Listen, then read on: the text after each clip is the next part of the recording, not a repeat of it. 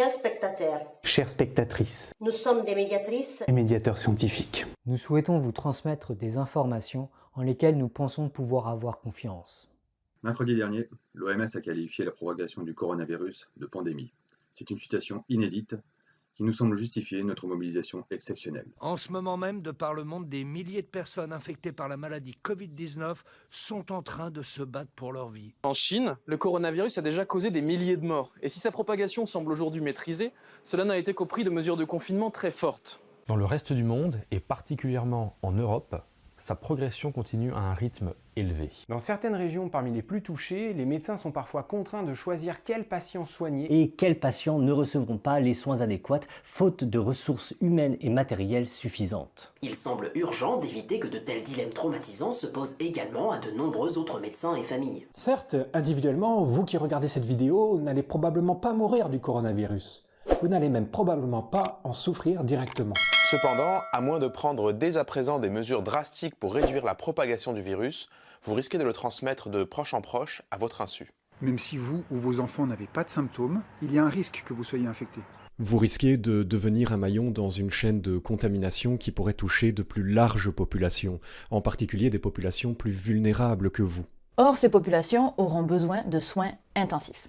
Et leur traitement pourrait conduire à une surcharge des services sanitaires et hospitaliers, ce qui rendrait encore plus difficile l'accès à des soins adéquats.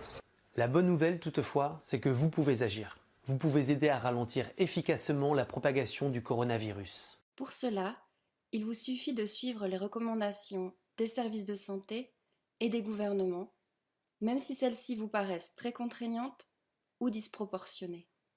Limitez vos interactions sociales. Annulez vos soirées. Éloignez-vous des foules. Lavez-vous régulièrement les mains avec du savon. Ne serrez pas les mains des autres. Et ne les embrassez pas. Toussez dans votre coude ou dans un mouchoir jetable.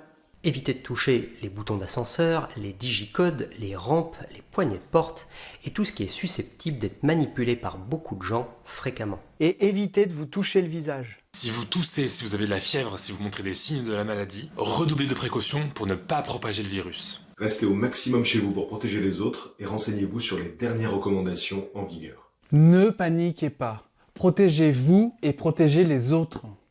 Pour endiguer la propagation de ce virus, veillez aussi à mieux vous informer à son sujet, en consultant des sources fiables et à jour. Méfiez-vous en particulier des sources douteuses, car malheureusement dans ce contexte, les fausses informations se propagent elles aussi très vite. Elles peuvent freiner dangereusement les mesures de précaution. Notre connaissance du virus et notre compréhension de la situation évoluent chaque jour.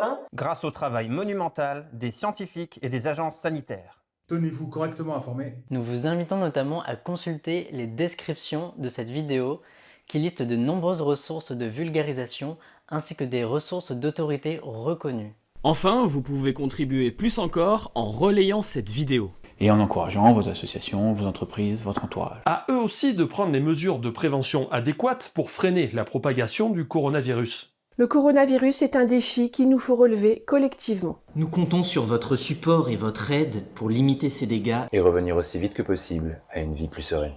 Merci.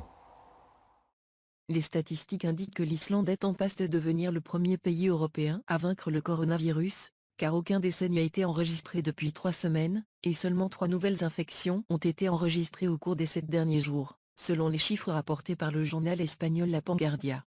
Depuis la découverte de la première infection le 28 février, l'Islande, une île de l'Atlantique Nord avec une population de 364 000 habitants, a enregistré 1801 infections, 1765 personnes se sont rétablies et seulement 10 sont mortes du virus, et il n'y a actuellement que 3 patients hospitalisés, dont l'un d'eux en soins intensifs. L'Islande a pu éradiquer le virus et confirmer l'efficacité de sa stratégie sur la base de tests approfondis. À cet égard, il arrive en tête du classement mondial, nombre de tests par million d'habitants, avec plus de 53 000 personnes, ce qui signifie que 15% des Islandais ont subi le test d'examen. Cela a permis aux autorités de contrôler la propagation et de contenir l'épidémie.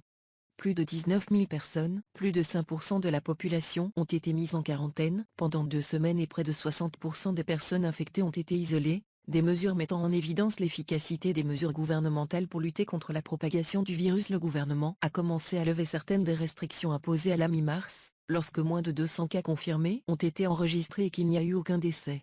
À partir de lundi, il a été permis de se rassembler jusqu'à 50 personnes, le maximum était de 20 personnes, malgré le fait que la règle de la distance physique était toujours imposée de 2 mètres.